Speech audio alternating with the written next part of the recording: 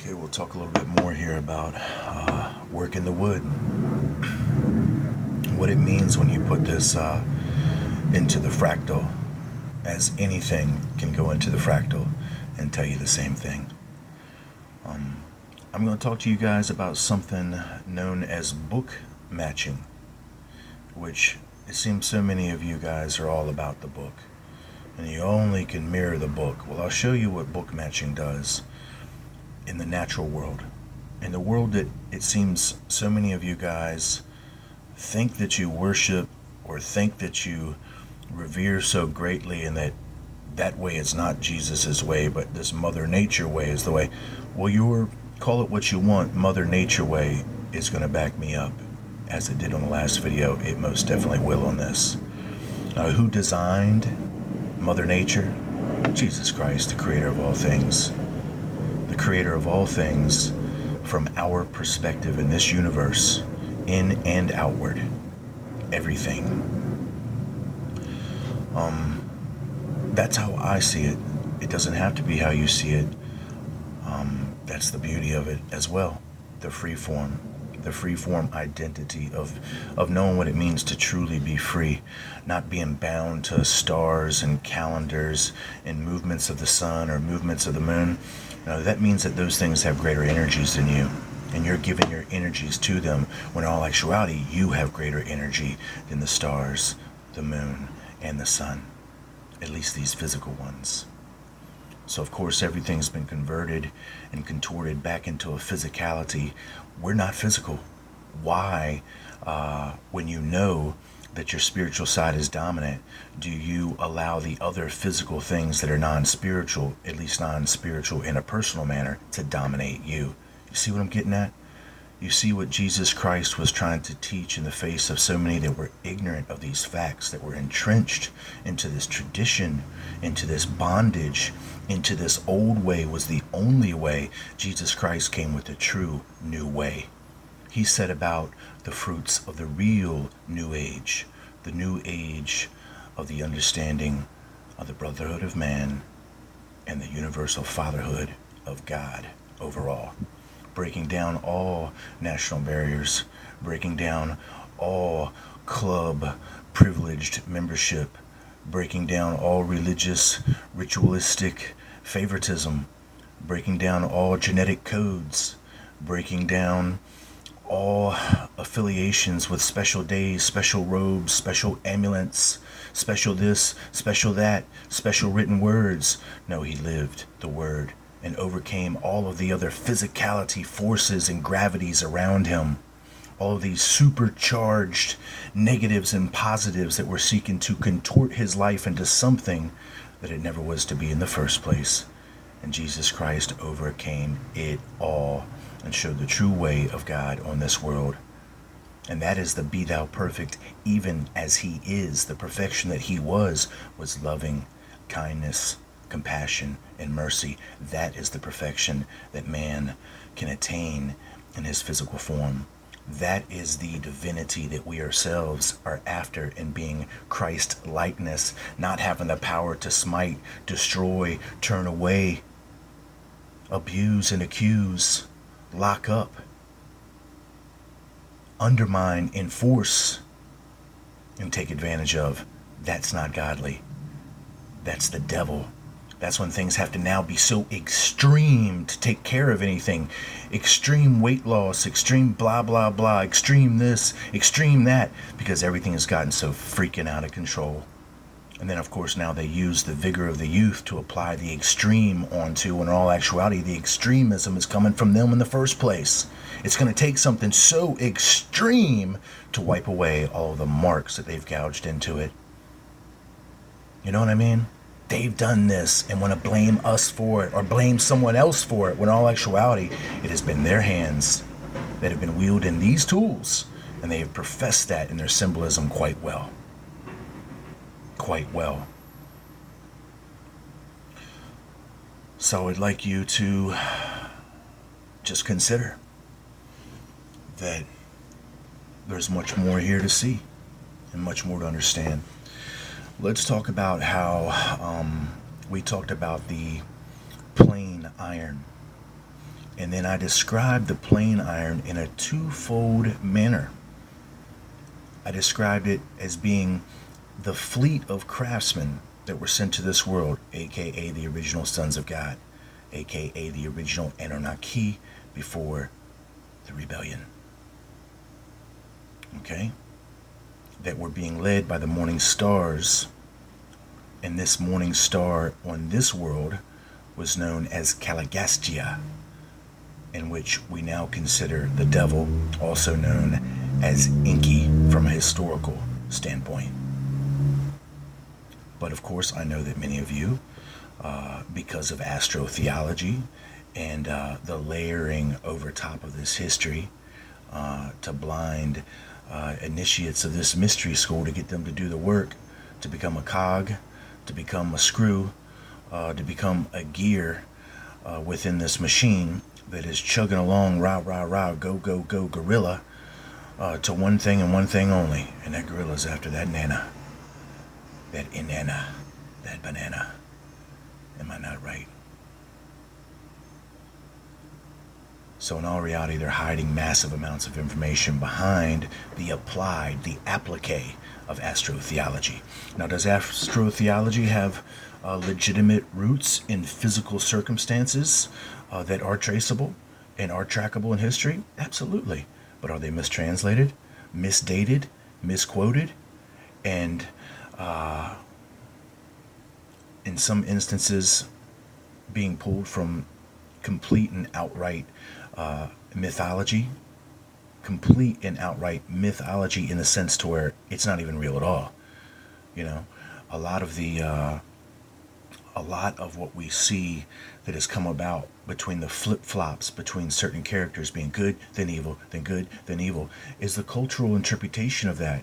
As I said before, it's certain peoples that have traced their lineage from this. And of course, that would be the rulers, all the kings, all throughout history. The very same rulers and kings that we have, in essence, sitting on the thrones right now, using this supposed occultic knowledge to control us all, now infiltrating the truth movement with the very same occultic knowledge of control that put us into bondage as the thing that's going to free us. Isn't that ironic? And then they think we're all stupid and asses because of this, because the people that they hire to do this, the majority of the people that I'm even speaking to right now, are so easily blinded into it, they judge the rest of us by you guys' ignorance, because they know the truth. They know the truth is Jesus Christ, and they're fighting against it with everything they got. They know that there is a greater power over them, and they show it in every way possible, even their bondage and ritual to physical things. The elements, everything about it says that they are in bondage to the materialism. They have not yet freed themselves with the spirit. They have not entered into the kingdom. They think that you've got to do violence, create force and trauma, flip things upside down to change the direction of grain. And that's not how it works. The way of truth remains the same regardless of which way the world is flipped upside down. And that's what we'll show you in this block of wood. We're going to talk about the plane iron in reference to I described this fleet of craftsmen being sent here in comparison to the Anunnaki. And then I described them later as wood, the most unruly and wild, knotty of woods. And it's interesting when I say knotty, it literally can be N-O-D or K-N-O-T, knotty, knotty. You get me? Nod, not, Anunnaki, knock on wood. You get me? It's all there. So, how is it that these ancient Anunnaki can go simultaneously from plain irons to wood? And we're going to have an audio outage here coming up momentarily in about 20 seconds. Well, it has everything to do with the descendancy of the Nephilim, but it also has something to do with the original Anunnaki themselves and the fall. Of course, the fall would relate to what? Fallen trees, just like we can see in the book of Daniel so well. Give me a moment.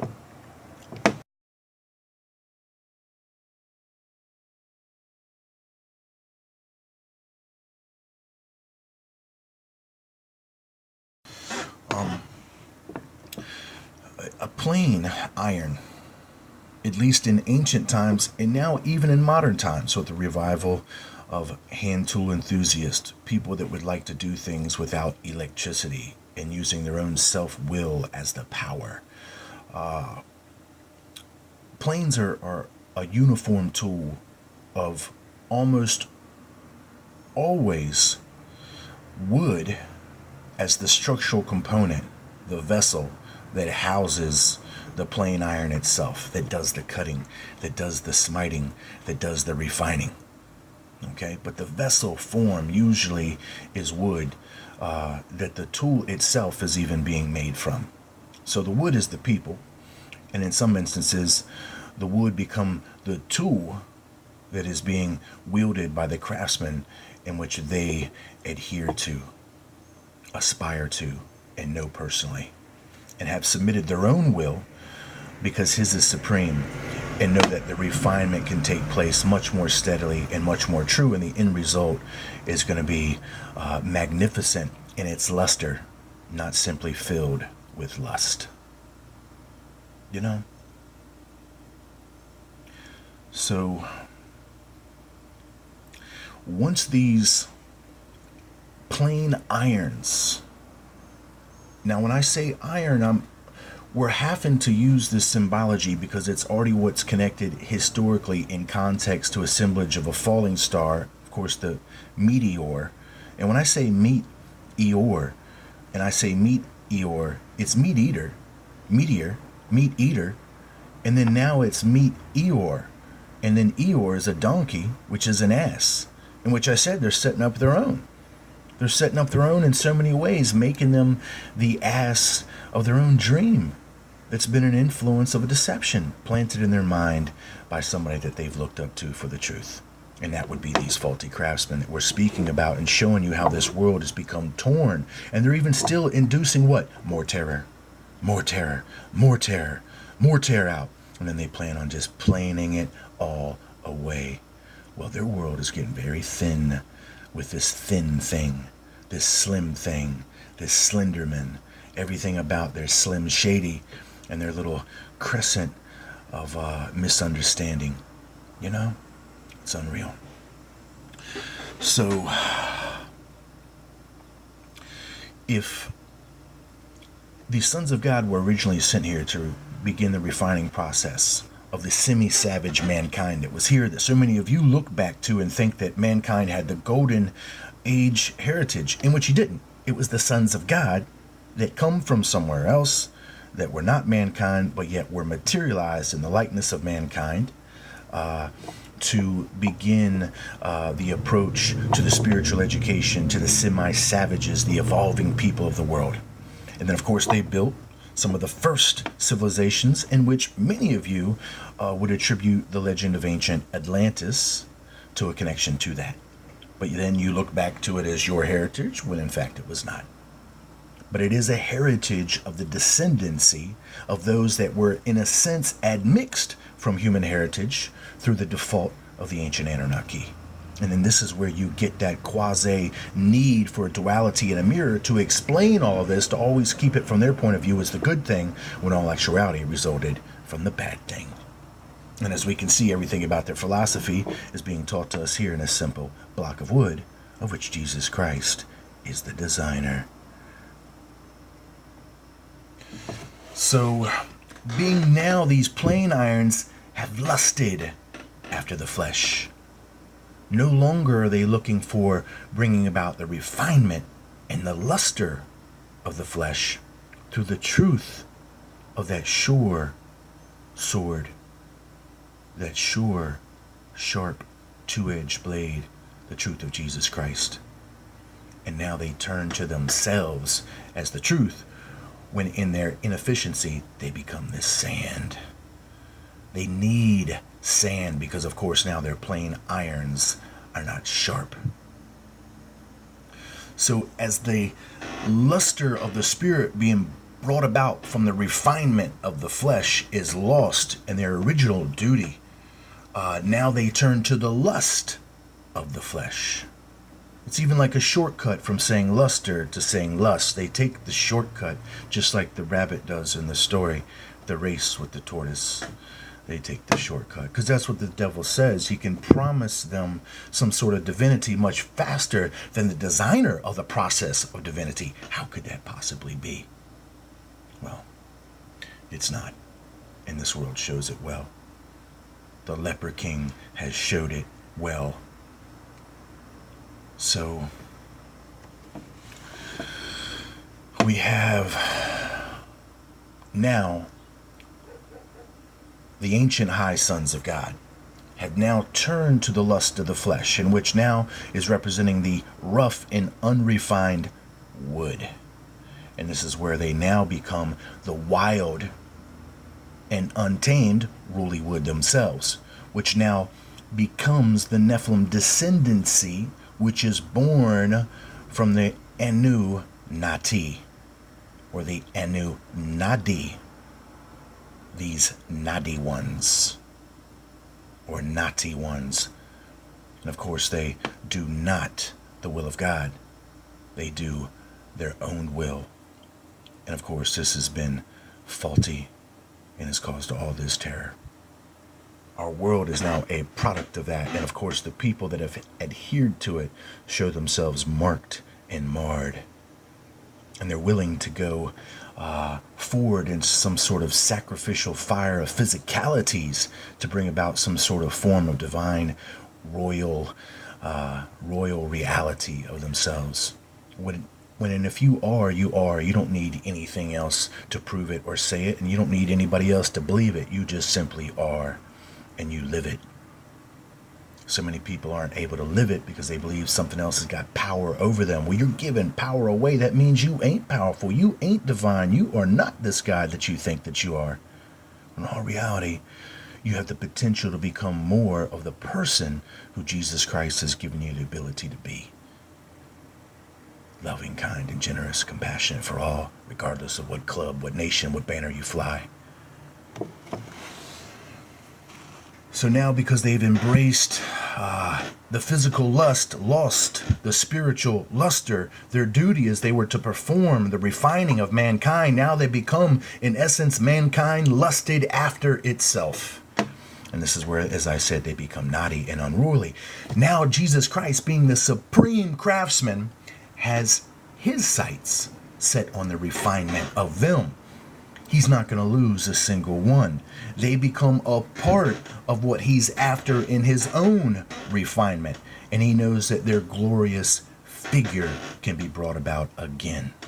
That he does not have to destroy them. He does not have to throw them into the fire. That is only a product of their will that they think that they have to do to become divine. If that's what they go through into this moment of judgment and then still elect that for themselves, when they're standing before the creator of all that is on that sea of glass, which is not in semblance of some location at the Jerusalem estate from their perspective. No, a real sea of glass, a real transmutation that brings about the original process or the beginning process of a real transfiguration from a less material form into a more spiritual form on the other side.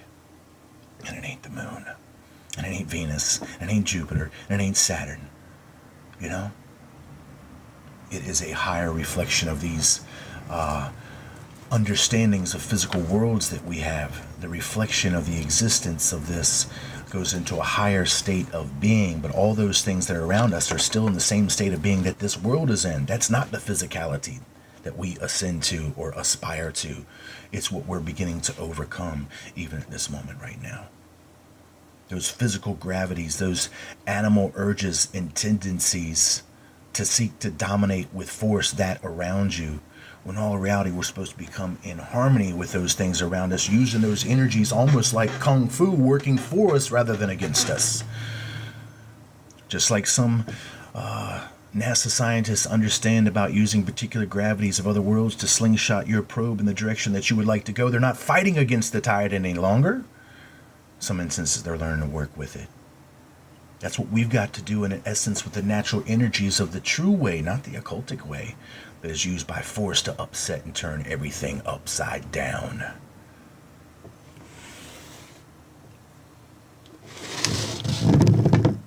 Everything that you people are after in the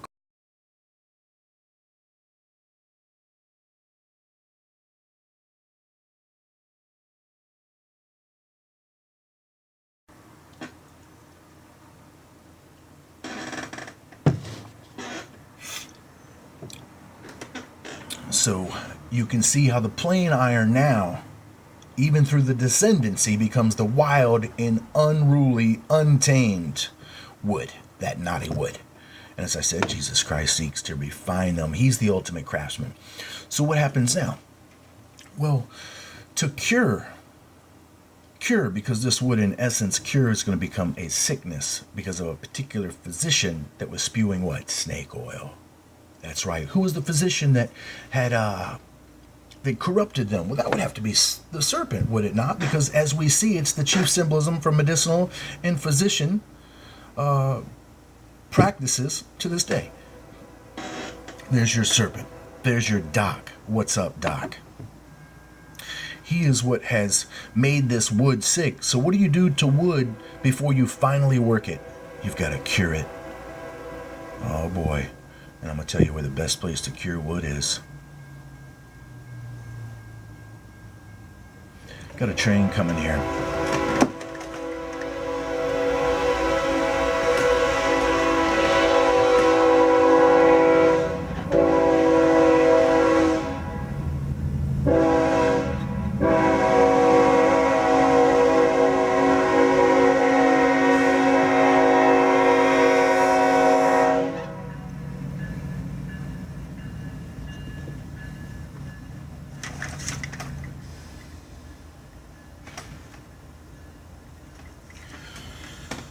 Okay.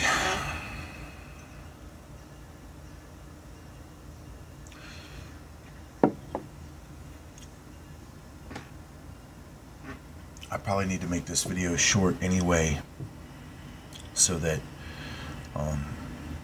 it's been taking all day long to upload this.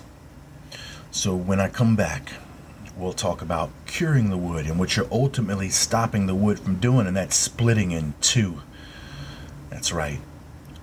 The craftsman cures the wood to control its absorption or loss of moisture so that it does not split itself in two. I'll be back.